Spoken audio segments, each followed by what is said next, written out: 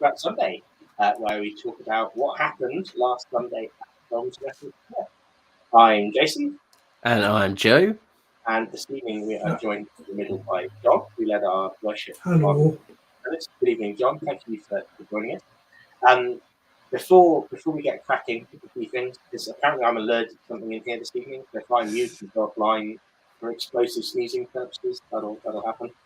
It's also been brought to my attention that I cannot hear anything that's happening in this house through these, but apparently other people can through the microphone.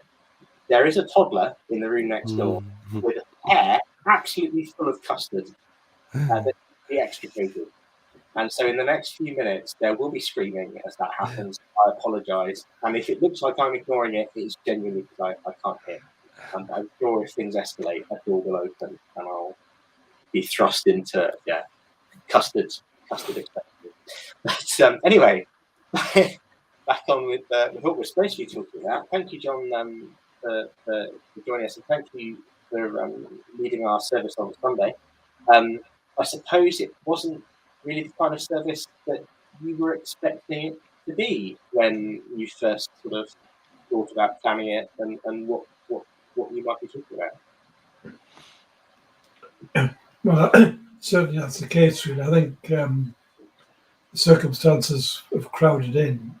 In fact, it's crowded in to the point that when, having given the address, the person behind me stopped during the next pair of hymns and asked if we were going to have prayers for Ukraine. So, in fact, people were really needing something, but obviously Hilary had worked on that through the week ahead of time.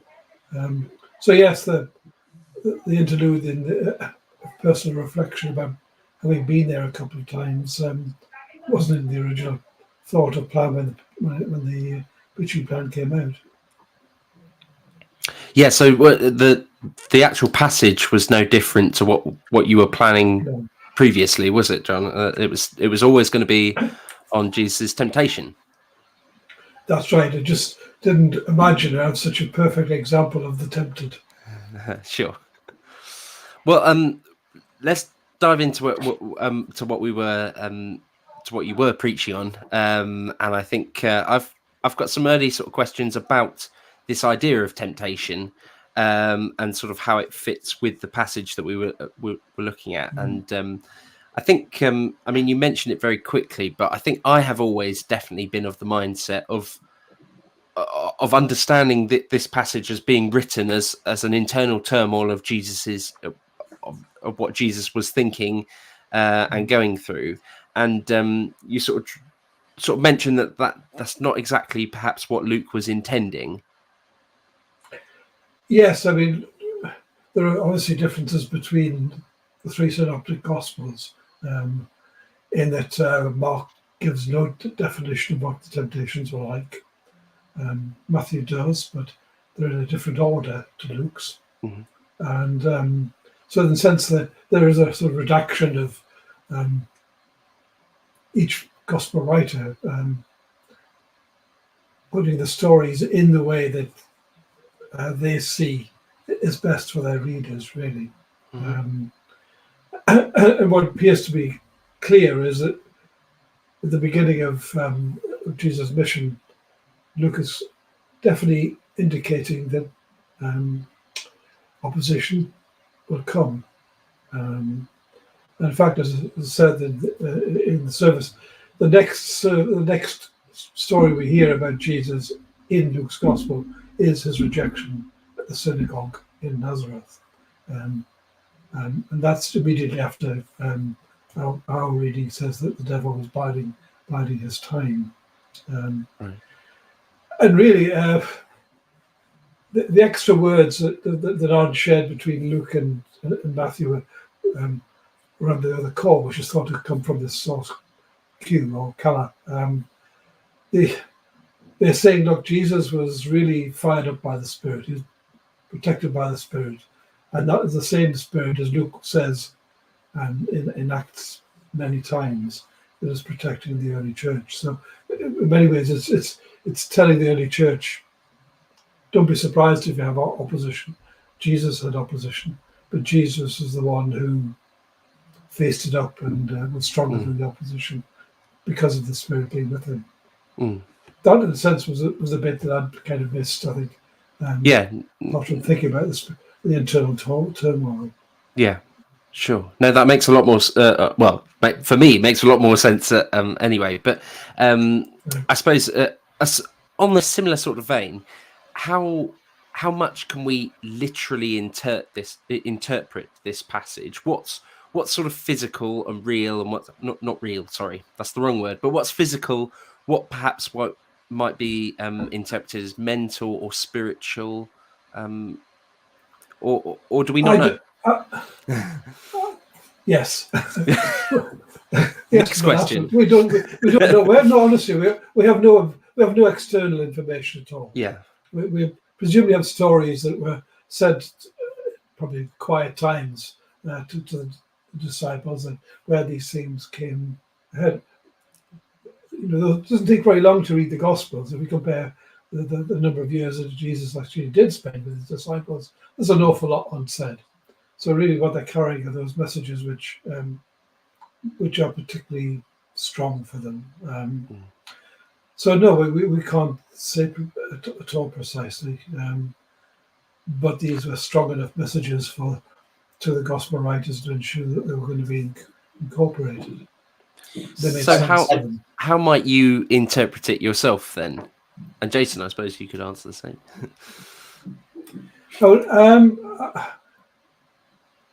To my mind, it's part of the human condition. You've got a message which says to people, look, Jesus was tempted to do things for himself. And there are two sides against that, really. One is that in terms of miracles, nobody expected. One thing people didn't expect of the Messiah was some miracle worker. Mm-hmm. They were expecting somebody who would actually throw out the Romans or bring down the end of the age, but actually just a miracle worker. So that was the one thing, in essentially, temptation, which in terms of Jesus' mission was relatively easy to come against. The one that you're very hungry in the desert is kind of tempting, you could say. Obviously, the one that's timely is to be the super ruler of all the world. Mm-hmm. And that one, in a sense, which was my alluded reference to the tempted through the sermon. And,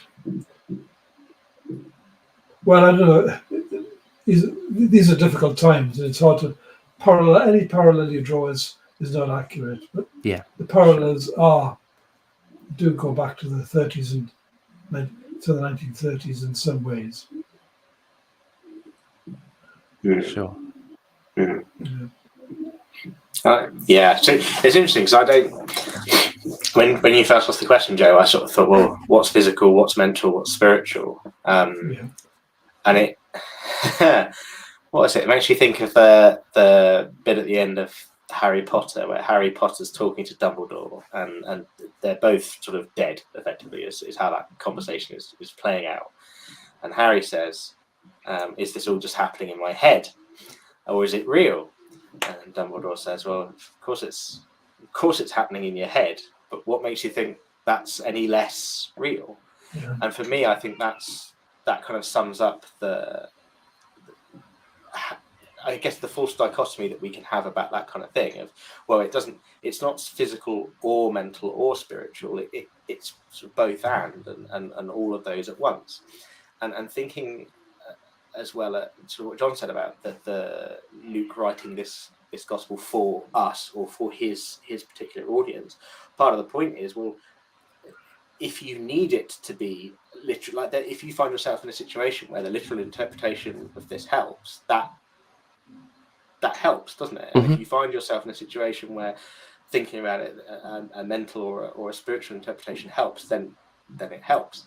And I think that's to try and narrow it down to one or the other is to kind of shut off the full power of Scripture, but also then to kind of undo a lot of what Jesus sort of said and taught about how No, actually, the physical and the spiritual and the psychological are all inextricably linked together, and you can't undo them in the way that we might like to. I might like to compartmentalize them. Yeah, it was one of the differences between the Greeks and the Hebrews. I feel like that the Hebrews were more holistic in their approach, rather than a dualistic approach for bad earth, good gods in the Greek culture. Right. And I guess you can sort of link that to the way that Jesus talks about things like the law, and how he sort of how it didn't come to abolish it. Like, sort of fundamental to the concept of the law was that your kind of physical actions had spiritual consequences, which, when you think about it, in some respects sounds super obvious, but it's not something that throughout Christian history we've been particularly well at teaching, and we've done pretty well at teaching and understanding, and we've let that kind of Greek influence seep in. But Jesus was quite clear about that, what you do and what you say and what you think all matter, and that is all spiritual. Sure. I suppose in my head that there's a concern perhaps that obviously that we should sort of take the Bible as it is in its entirety. We can't just sort of pick and choose various bits. Oh, this speaks to me this in this particular way, but I don't really worry about this bit. Or do we? Do you see what I mean? Like we don't get how much of a choice do we get by the way in which we interpret various portions?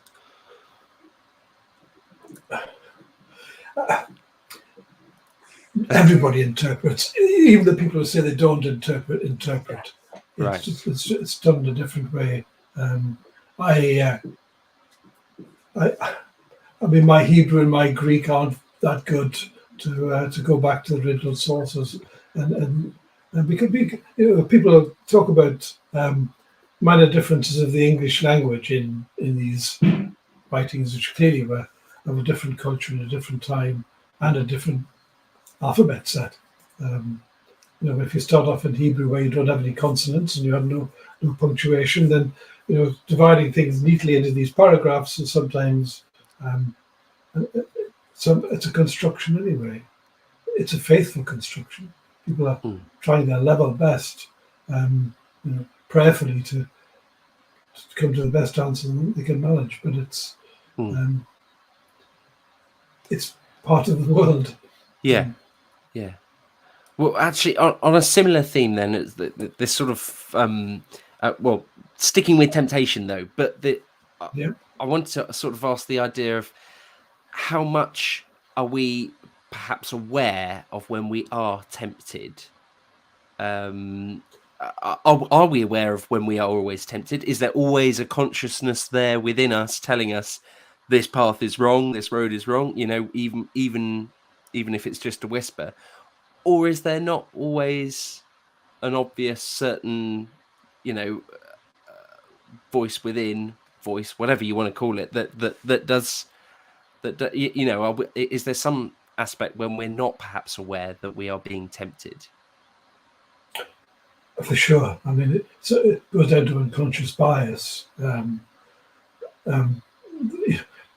We can do things which are, to some extent, non-ideal, which really is because of who we are and experiences that we have, really.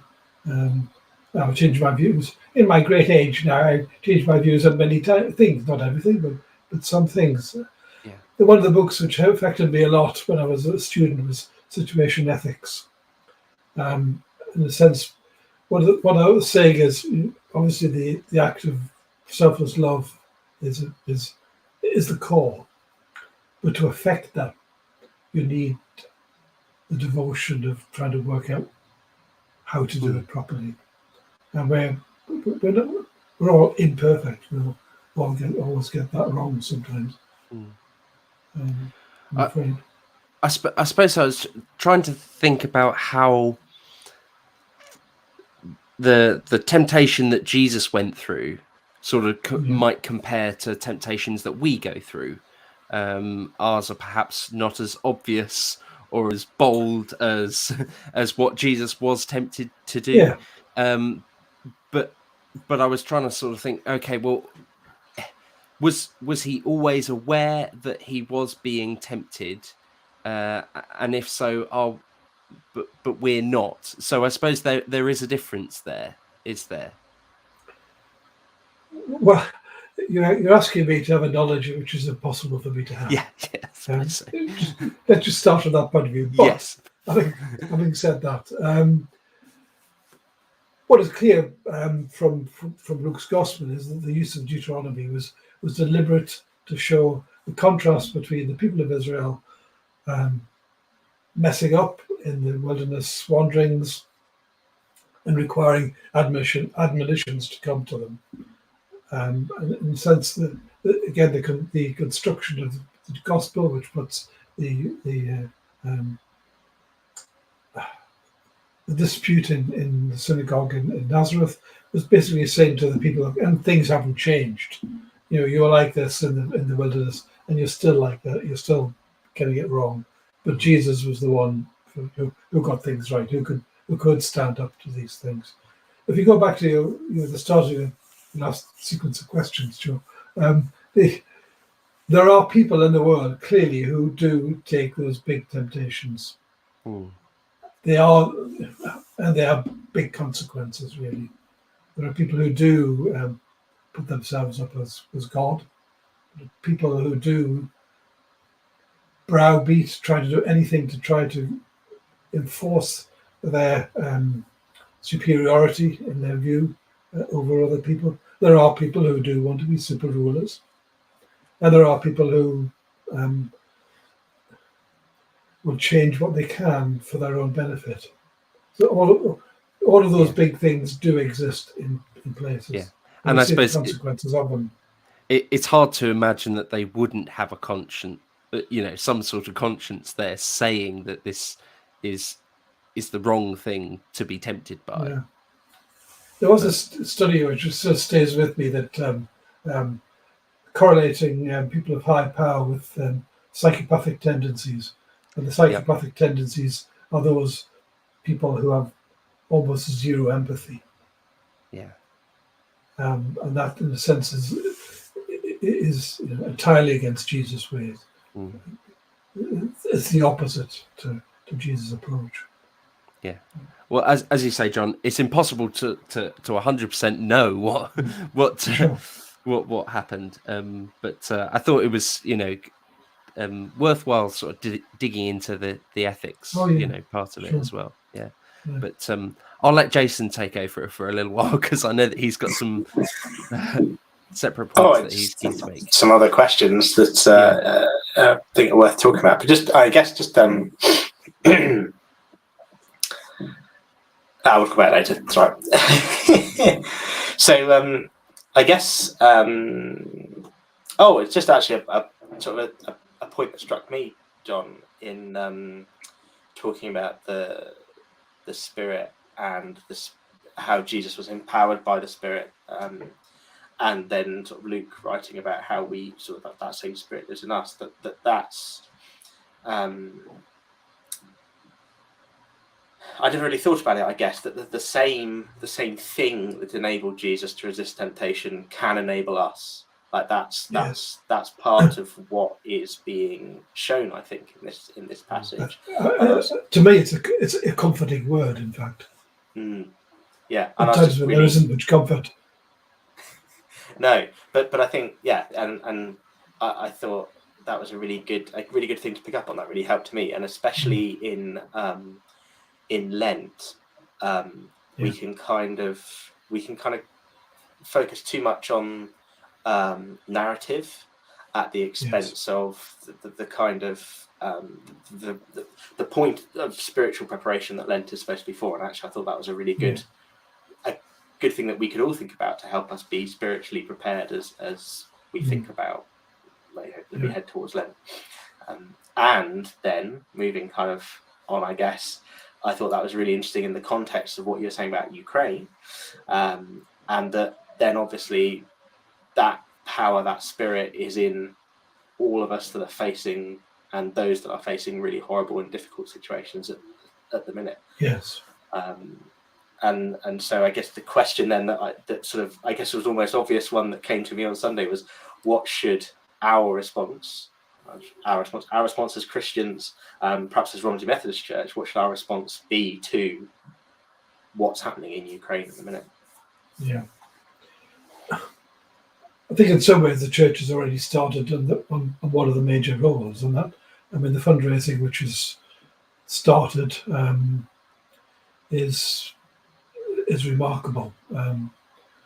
I could say that somebody who's not associated with our church gave Hillary a check to give it to the appeal for a four-figure sum. So I think, in a sense, what we're doing is good stuff from that point of view. It's in the whole. We can't expect that we're going to change everything ourselves, but we don't think we are like that. We know, there's processes through all we can, which are verifiable and accurate, and we're pretty certain that good things will happen. If you go further, then and you look in history, then you end up with some really interesting questions of what a Christian should do, and as people will know that Dietrich Bonhoeffer is a big figure, like Desmond Tutu, some influence in my life, and he was led to the position where opposition to the ruler in the state was essential. It had to be the evil, if you like, or the manifestation of that person was, if you like, so bound in the temptation in causing so much evil around the world that, in fact, total opposition was the only thing which was valid. He was in Germany, and he was in a family which was influential. And our effect on that, from where we are, is absolutely non-existent, I would say. I think, but we can have an influence, perhaps, on the government and its procedures in welcoming the odd foreign person who wants to travel between Calais and Lille and anywhere else on a particular time where they aren't even told where to get their visa. Some of these actions are, well, debatable. But we're sort of facing a bit of a difficult decision now as a country, sort of in our response to perhaps the lesser of two evils. But I thought it would be really good to get your opinion, John, as an eco advocate for the church. Obviously, we're facing a time where obviously they're looking at sort of invoking more sanctions on Russia towards oil and gas reserves and such, and obviously that is sort of against war and injustice. So we've got this sort of this idea of oil and gas versus injustice, I suppose, in a very crude sense of it. But is it just a case of sort of picking the lesser of two evils at the moment? We've got a very visible war happening, and that's horrible to watch. But equally, our other choice is this slowly contributing to a more sort of damned environment. Yeah, it's added a pandemic just to give us a whole century. It's one of the most difficult times certainly I've lived in my 72 years, really. I can think of images. I can remember the Cuban Missile Crisis. I can remember playing age 10 and playing with a train set that afternoon, worried about what was going to happen by the end of the afternoon. So that, if you like, is the one occasion which has been closest to these potential risks. Possibly Putin is more dangerous than Khrushchev.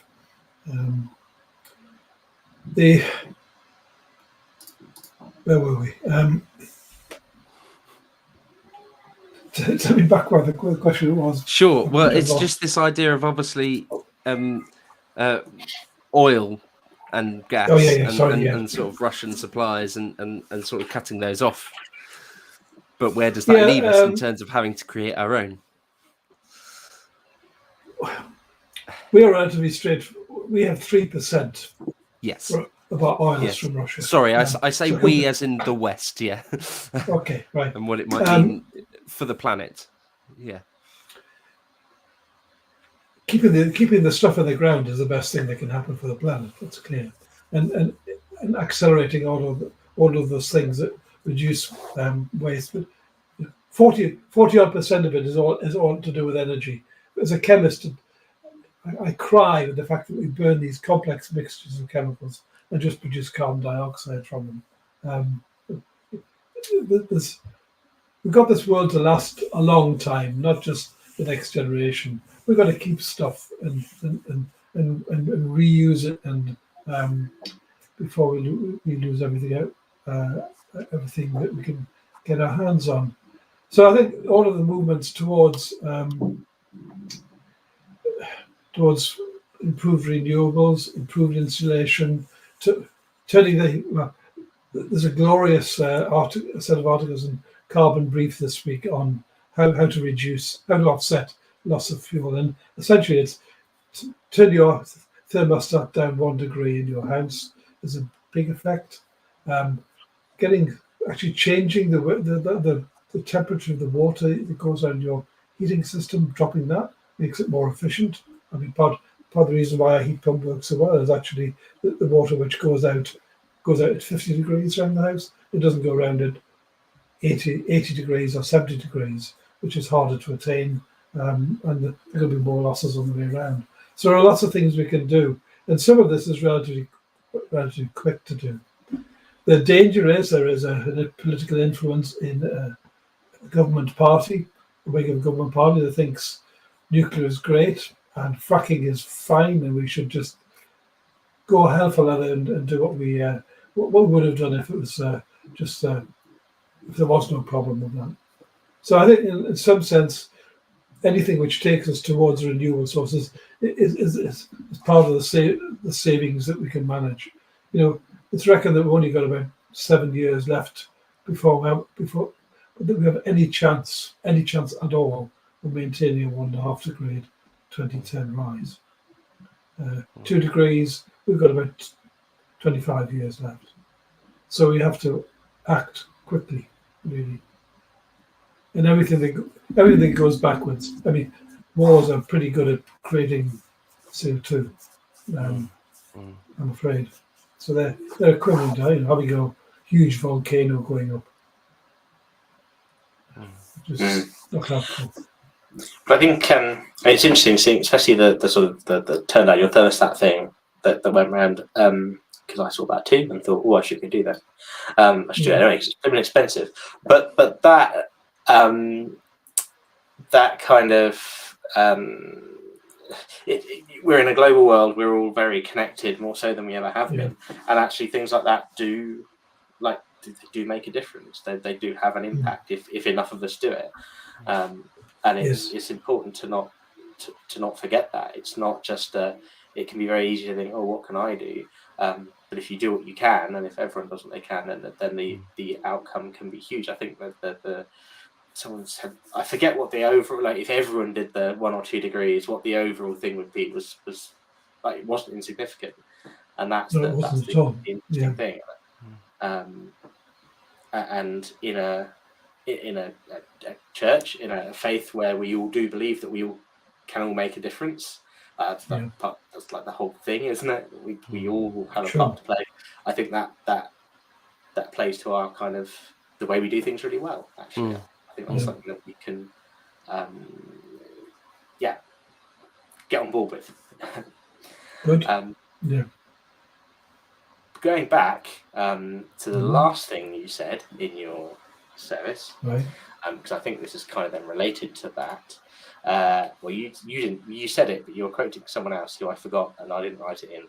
But it said this: God's kingdom is here, but only insofar as we accept it enter it and thereby establish it. And I just want to kind of, I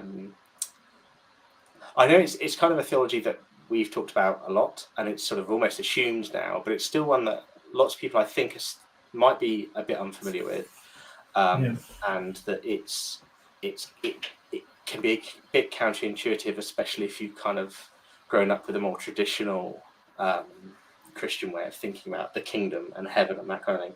But I just wondered if you wanted to spend a little bit of time just kind of explaining why this is important, why this concept of God's kingdom being here now, and why that's important, why that should be important to us. Yeah, I guess I came to this recently because, again, books I've reread. This is John Dominic Crossan, who is an Irishman who went in the States.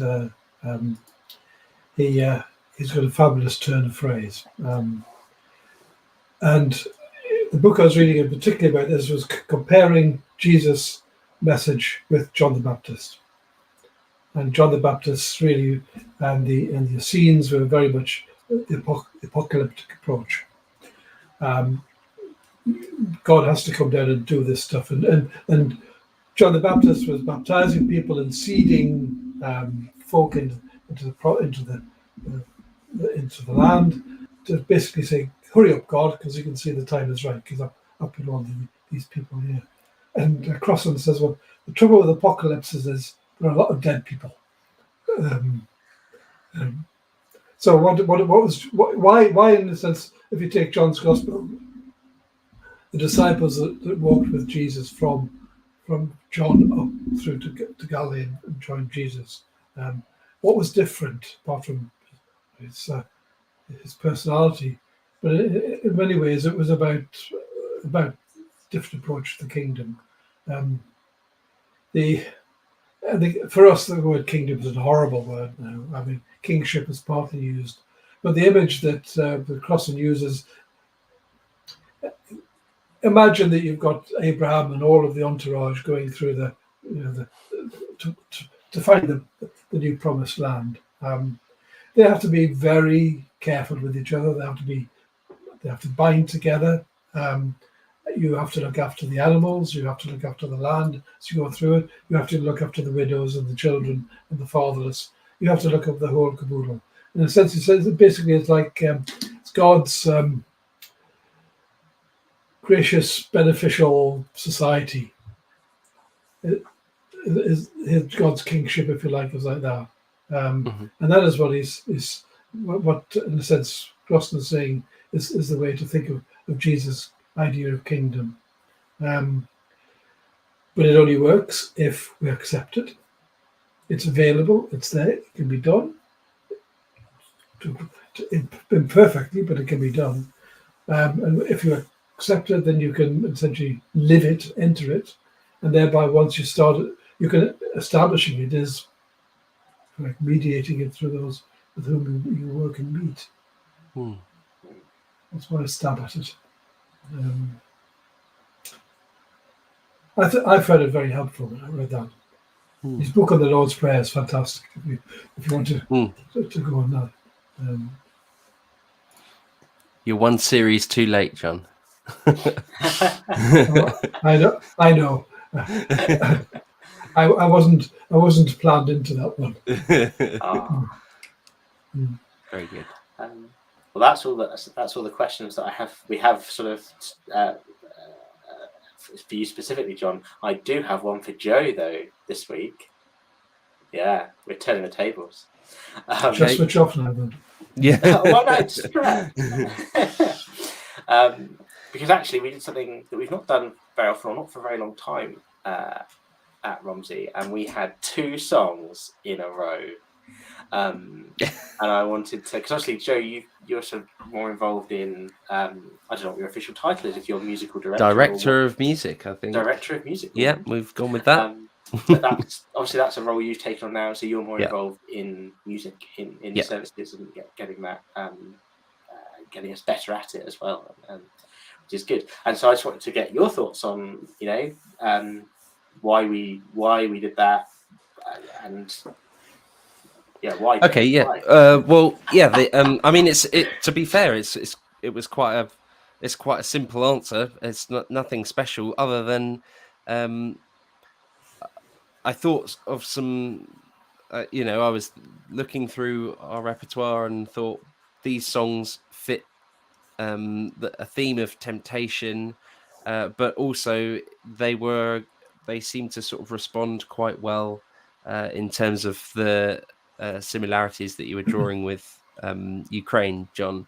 And actually, I felt that by having two songs in the middle as a response to John's message, but also leading us into that time of prayer, I thought it sort of hopefully set that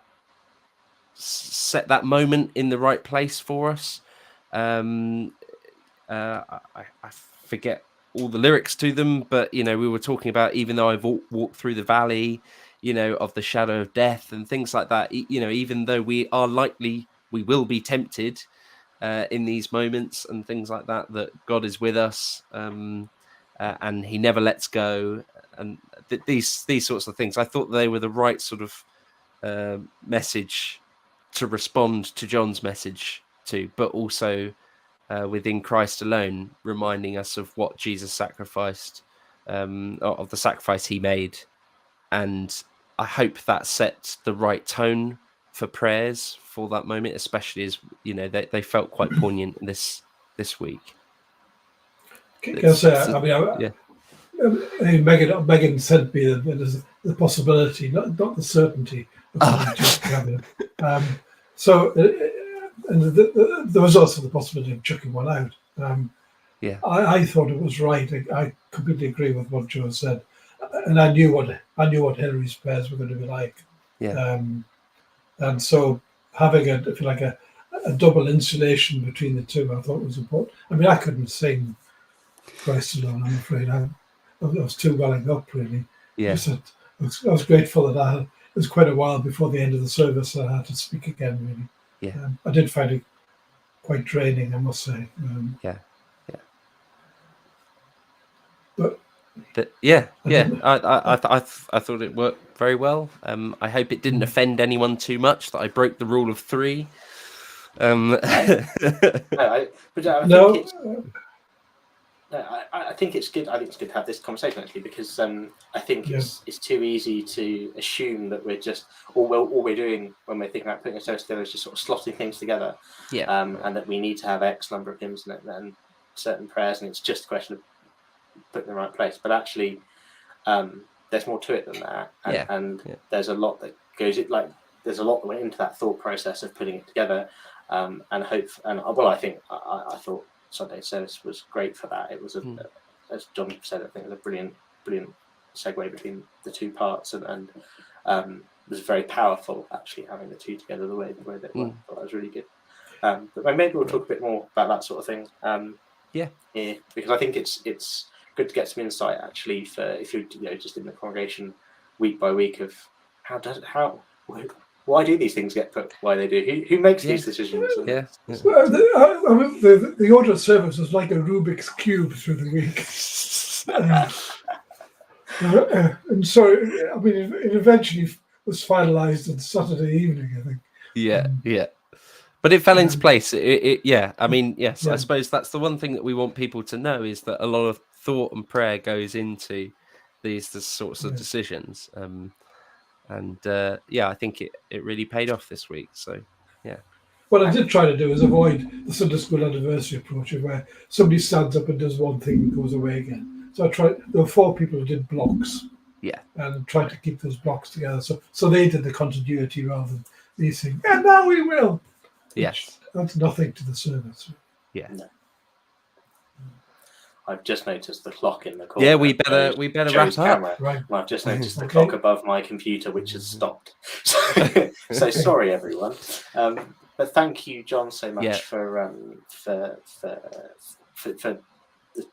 leading us on Sunday, the service, and what you had to share with us. Thank you for sharing your thoughts with us this evening. It's great to have you on. Thank you, Joe, for music and be able to chat about that. I think that was good. And I guess I'll just end with a prayer. Lovely.